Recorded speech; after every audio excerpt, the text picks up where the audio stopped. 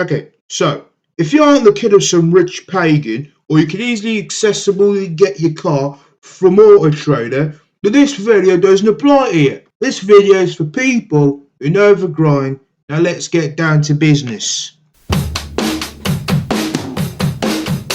Look, I swear to God, I know I'm not the only person that this shit happens to, yeah? You know when you check your phone, yeah? And then you just realise that the bus is meant to come out around 10 minutes from now. You go outside and then you wait for the bus for around 5 minutes after you leave your house 5 minutes earlier. And then you realise that, wait a minute, this bus is not here. And then you sit on your ass for like around 10 bloody minutes waiting for the next bus to come.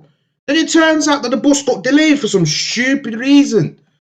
It's annoying and it's so stupid, yeah? And then you spend the next 10 minutes with your thumbs twiddling and you putting your fingers up your ass with nothing to do. And then when the bus comes, it's all handy dandy. I was meant to get here 10 minutes ago, but never mind. Just get on the bus and get on your way. It's so annoying. And what if it happens in winter? I'm fucked. Right, so you know when you're waiting for a bus, yeah, and then you know you want to go somewhere, but then you want to be comfortable whilst you're going on your trip. That's pretty much the point of a trip. But then you just realise the bus is now crowded. Now, a normal person would be like, okay, I'll just deal with the grind and get to my destination. But I'm like, no, I'm not getting on that crowded bus. I don't care if the next bus is around 439 light years away. I'm not getting on that shit. Right? It's like when you get on the bus and it's crowded, it's like having a girlfriend, yeah? She gives good head, but has a shit personality. Like, look, I don't want to have some psychotic knobhead greasing around my shoulder, petting me up and down on my shoulder and around my back. And I'm not in the mood for people who come on the buses with carriages with no baby in it. They take up a lot of space. And I'm not in the mood to sit next to somebody who's a contestant for my £600 life.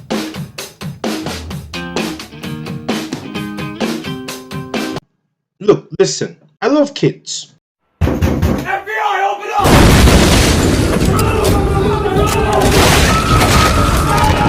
up! Okay, calm down. Let me rephrase that real quick.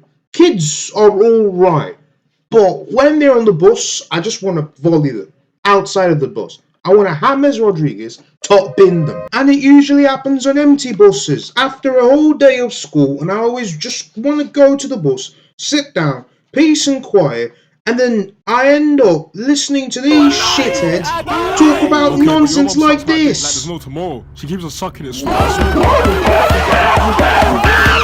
See what I mean?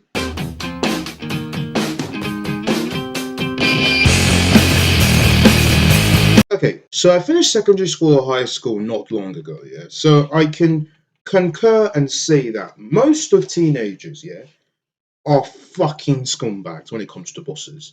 It's like 1 or 2 times when you don't have a bus pass or you don't have enough money to enter a bus, then you might just try and skim your way into like the massive crowds or whatever.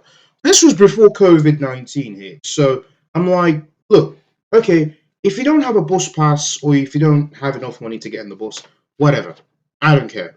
But the sheer amounts of people who used to rush into the backside of these buses was insane. It was absolutely insane. Like, you could genuinely count on 10 people's hands and toes how many times this can happen in a single week.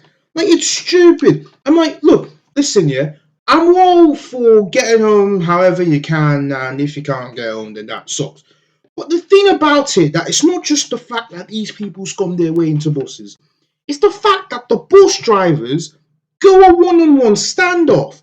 6 times out of 10, the bus driver will not move that bus until most of the people at the back who knew they've not paid leave the bus. And it usually gets annoying. It usually takes like 5 minutes before people leave the bus on account that they know that they have entered the bus without paying at all. And I'm like, why?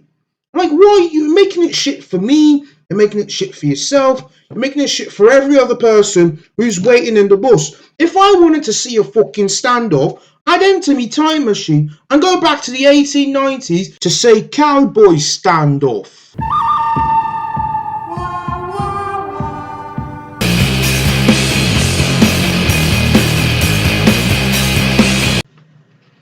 Okay, so for this segment, I'm not sure if it's applied worldwide or in other different countries, or I might be wrong, but I'm not sure.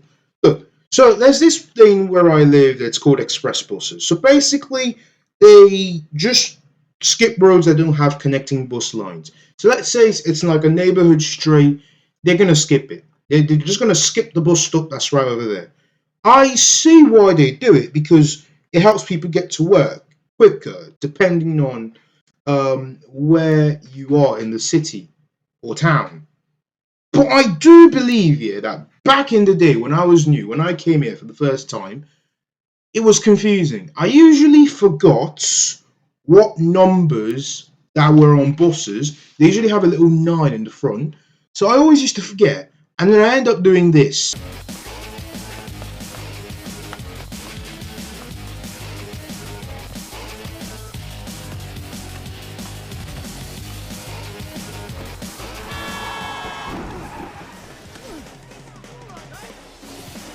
Out of the 3 times I chased the buses, I only caught up to them once. And the one time I did, the bus driver acknowledged and applauded me. And I nearly fainted when I entered the bus, because I never run so fast in my life. If you expected me to talk about trains, I don't take trains, they scare me. So take me away.